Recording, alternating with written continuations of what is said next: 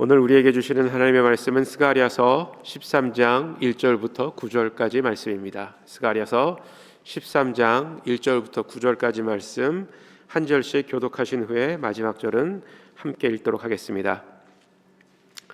그날의 죄와 더러움을 씻는 셈이 다윗의 족속과 예루살렘 주민을 위하여 열리리라. 만군의 여호와가 말하노라.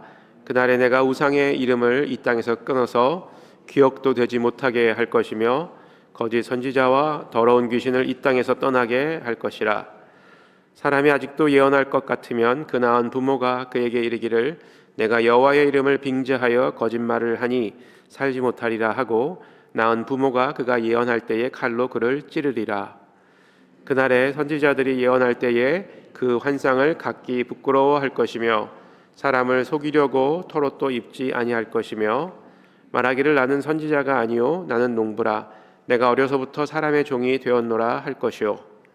어떤 사람이 그에게 묻기를 내 두 팔 사이에 있는 상처는 어찌 됨이냐 하면 대답하기를 이는 나의 친구의 집에서 받은 상처라 하리라. 만군의 여호와가 말하노라. 칼아 깨어서 내 목자 내 단짝된 재를 치라. 목자를 치면 양이 흩어지려니와 작은 자들 위에는 내가 내 손을 들이우리라. 여호와가 말하노라. 이 온 땅에서 3분의 2는 멸망하고 3분의 1은 거기 남으리니. 함께 읽겠습니다. 내가 그 3분의 1을 불 가운데에 던져 은같이 연단하며 금같이 시험할 것이라. 그들이 내 이름을 부르리니 내가 들을 것이며 나는 말하기를 이는 내 백성이라 할 것이요 그들은 말하기를 여호와는 내 하나님이시라 하리라. 아멘. 이스라엘은 하나님께서 이 언약을 맺으시고 특별한 목적을 위해서 선택하신 그런 공동체였습니다. 이 언약 공동체였다라고 말씀드릴 수가 있겠는데 이 언약의 내용은 오늘 본문 9절에 정확하게 나와 있죠. 하나님께서 이스라엘을 향해서 이는 내 백성이라 할 것이요 그들은 말하기를 여호와는 내 하나님이라 하시리라. 이것이 바로 언약의 내용입니다. 하나님께서 이 언약을 통해서 이스라엘 백성을 당신의 백성으로 삼으셨음을 이야기해주고 있습니다. 하나님께서 그들을 택하신 이유, 언약 공동체로 택하신 이유는 그들로 하여금 열방의 복이 되는 이 직임을 맡고 또 그 직임에 순종하는 삶을 살게 하기 위함이었죠. 다시 말해서 그들이 해야 할 일은 하나님의 복을 세상의 모든 민족에게 선포하고 나누어 주는 것이었습니다. 우리가 일반적으로 생각하기를 복을 받았다라는 것은 어떤 물질적인 풍요함과 안락한 삶, 그리고 건강과 행복을 누리면서 살아갈 때 우리가 복을 받았다라고 이렇게 이야기를 하지요. 그러나 성경에서 말하는 이 복은 그런 어떤 그 눈에 보이는 또 우리가 느껴지는 육신적인 것이 아니라 하나님의 구원을 의미한다라고 우리는 알고 있습니다. 그래서 이 열방의 복이 된다라는 것은 하나님의 구원을 세상의 모든 민족에게, 모든 열방에게 선포함으로써 그 세상의 모든 민족이 하나님께로 돌아오도록 하는 그런 역할을 감당하는 것이 열방의 복이 된다라는 그런 의미입니다.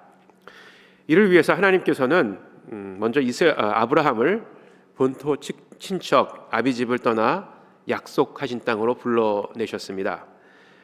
우리가 올해 이 표어로 삼고 있는 열방의 복이 되는 교회, 이것의 그 배경을 설명해주는 성경 구절이 창세기 12장 1절부터 3절까지의 말씀이죠. 창세기 12장 1절부터 3절까지의 말씀에 등장하는 이 아브라함이 바로 이 복의 근원이 되었는데 이 복의 근원이 되기 위해서 하나님께서는 먼저 그를 불러내십니다. 콜링하신 것이죠. 그래서 약속하신 땅으로 그를 보내시고 열국의 아비가 되는 축복을 주셨습니다. 이스라엘 역시 아브라함의 자손으로서 축복의 통로가 되는 그런 부르심을 하나님께 받았죠. 그들을 통해서 하나님께서는 열방이 아브라함의 자손이 될 수 있도록 하나님께서 그들을 축복하셨습니다. 그러나 이스라엘은 이 언약 공동체 또 축복의 통로 열방의 복이 되는 그런 역할로 부르신 하나님의 뜻에 순종하지 못하였고, 또 그 순종하지 못했을 뿐만이 아니라 하나님께서 싫어하시는 우상을 숭배하였고, 또 하나님을 떠나서 자신들의 길로 가는 그런 악행을 저질렀습니다. 그리고 그들은 아직까지도 하나님께로 돌아오지 않고 있죠. 그러나 하나님께서는 당신의 품을 떠난 이스라엘을 결코 포기하지 않으셨습니다. 그들을 돌아오게 하기 위해서 선지자를 보내셨고, 또 마지막에는 그의 아들 예수 그리스도를 보내셨죠. 그래서 회개의 메시지를 선포하셨고, 그들이 하나님께로 다시 회개하고 돌아올 수 있도록 기다리고 계십니다.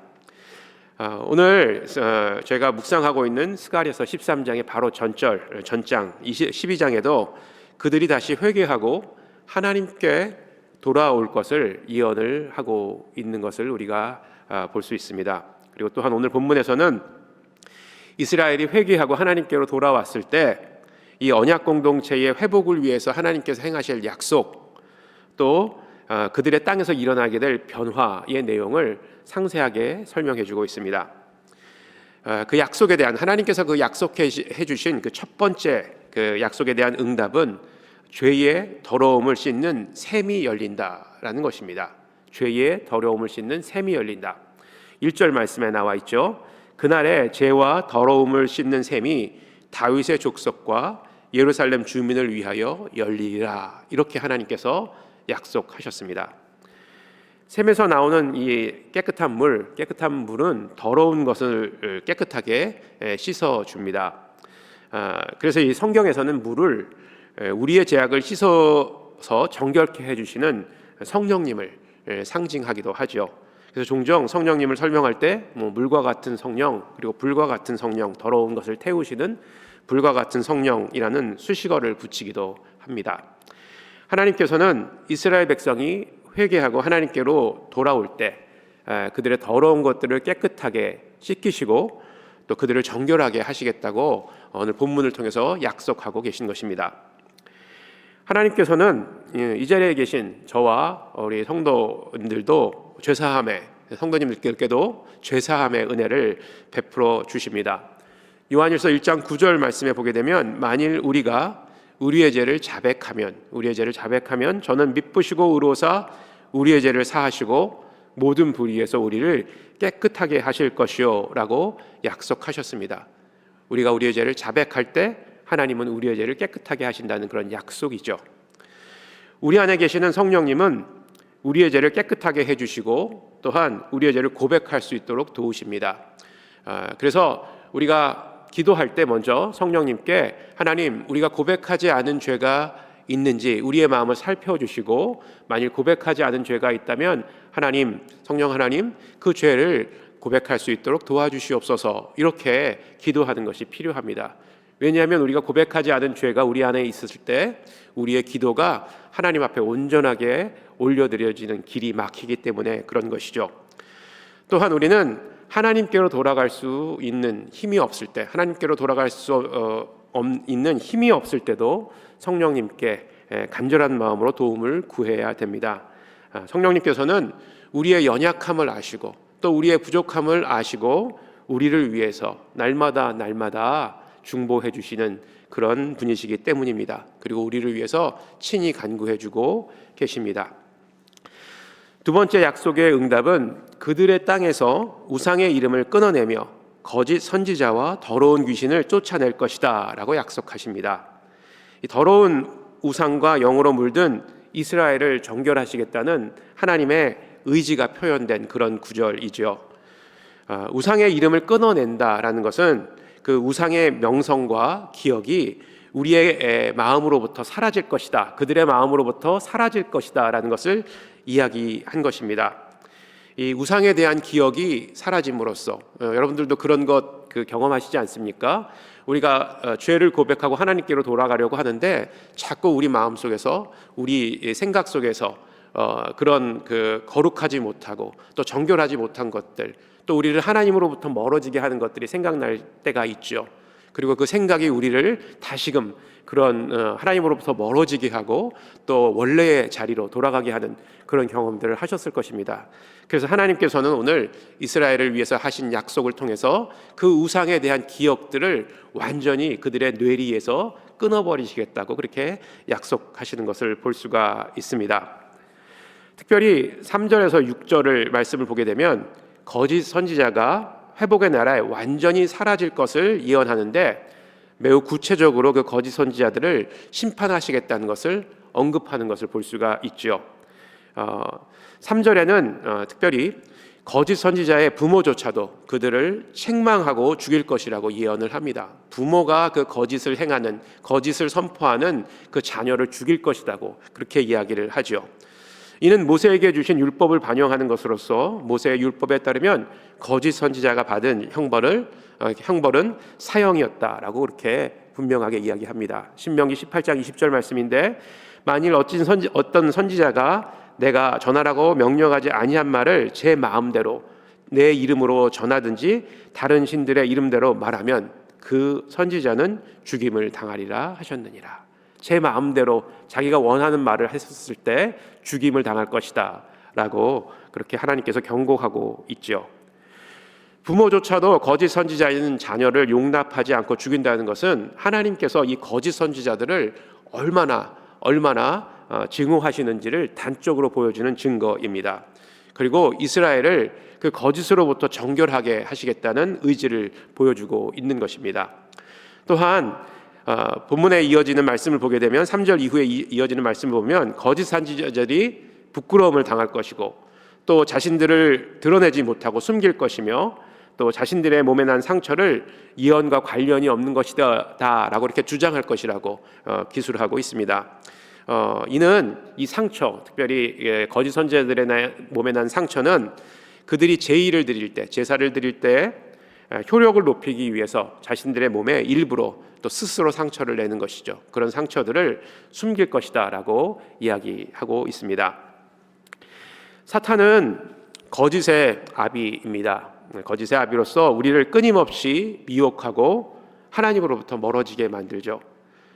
그리고 그 사탄은 지금도 교회 안에 그리고 우리의 가정 안에 또 우리 안에 거짓 영을 심고 자라게 합니다. 우리의 마음에 거짓이 심기어지면 그 마음이 계속해서 그 마음 안에서 거짓이 자라나서 우리의 거짓된 말과 행동으로 이어지게 됩니다. 그렇게 되면 우리 이웃과의 관계가 흔들리고 공동체가 깨어지게 됩니다. 이 거짓이 자라나게 되면 그 거짓이 공동체를 오염시키고 그러므로 말미암아 공동체에 있는 모든 관계가 깨지고 공동체가 흔들리게 된다라는 그런 의미입니다. 하나님의 자녀로 살아가는 우리 모두는 진실되어야 합니다. 그리고 참되어야 합니다. 그리고 거룩해야 됩니다. 왜냐하면 하나님의 말씀이 거짓이 없고 또 거룩하고 참되기 때문이죠. 그래서 우리는 시편에서 다윗이 고백했던 것처럼 성령님께서 우리 마음에 정직한 영을 새롭게 해달라는 그런 기도를 날마다 주님께 올려드려야 될 것입니다. 7절에서는 참 목자를 치라라는 그런 표현이 나옵니다. 하나님께서 이 말씀에 대해서 언급하는데 이는 참 목자이신 예수 그리스도가 십자가에서 죽으신 것을 의미하지요. 하나님께서 참 목자를 치라라고 말씀하신 이유는 바로 독생하신 예수 그리스도를 인류의 죄를 위해 대속물로 내어주시겠다라는 그런 의미입니다. 그리고 스가랴서 12장 10절에 보면 그들이 찌른 바 그를 바라보고 그를 위하여 애통한다라는 표현이 나오는데 그들은 바로 이스라엘을 가리키고 찔린 바 된 분은 예수 그리스도를 가리키죠. 그래서 예수 그리스도를 내어주신 분은 하나님이시고 예수 그리스도를 죽인 사람들은 바로 이스라엘이다라는 것을 이야기하고 있는 것입니다.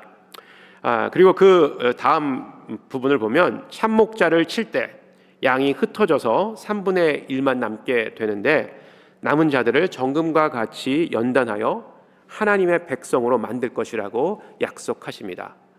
이것이 오늘 본문에 나와 있는 마지막 약속입니다. 9절 말씀이죠. 한번 보겠습니다. 내가 그 3분의 1을 불 가운데 던져 은같이 연단하며 금같이 시험할 것이라. 그들이 내 이름을 부르리니 내가 들을 것이며 나를 말하기를 이는 내 백성이라 할 것이요 그들은 말하기를 여호와는 내 하나님이라 하시리라. 하나님은 연단과 시험을 통해서 당신의 백성들을 선별하시고 정결케 하십니다. 순도 100%의 금은 이 엄청난 온도의 용광로 안에서 불순물이 녹아질 때 만들어집니다. 이 순도 100%의 금이 만들어지듯이 순결하고 견고한 믿음은 이 고난과 연단을 통해서 만들어지게 됩니다.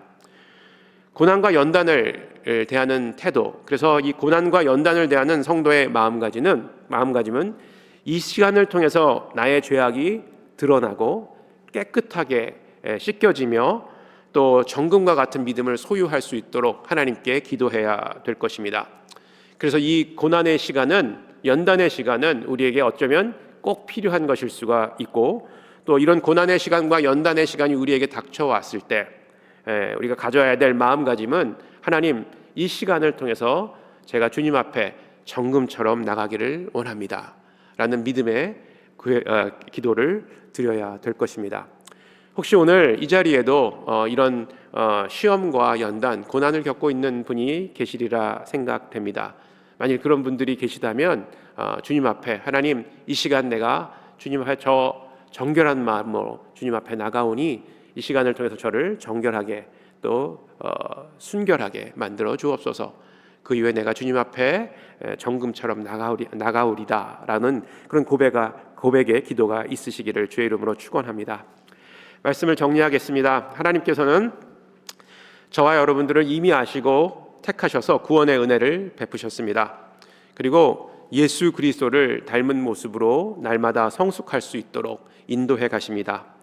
이를 위해서 하나님은 우리의 죄를 정결케 하시고 우리 안에 우상과 거짓을 제거하시며 연단을 통해서 정금과 같이 만드십니다. 우리를 빚어가시는 하나님의 손길이 이 아침에도 성도 여러분들과 함께 하기를 주의 이름으로 축원합니다. 또한 믿음으로 주의 인도하심을 순종하고 또 어려움과 또 고난과 시험 가운데서도 하나님께서 나를 정결하게 하시고 정금처럼 빚어주실 것을 믿음으로 고백하며 주님 앞에 기도하시는 성도님들 되시기를 주의 이름으로 축원합니다.